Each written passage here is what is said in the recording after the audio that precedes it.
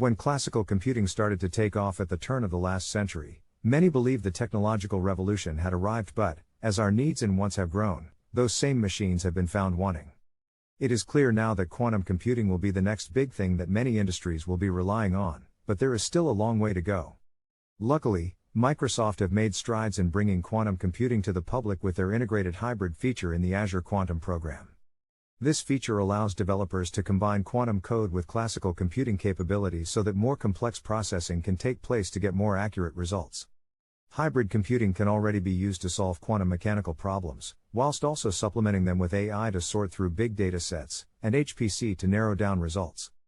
Microsoft are lowering the financial barrier to entry to the world of quantum computing, offering up to $500 of Azure Quantum credits for people to explore and experiment, with those willing to spend more eligible for $10,000 in credits.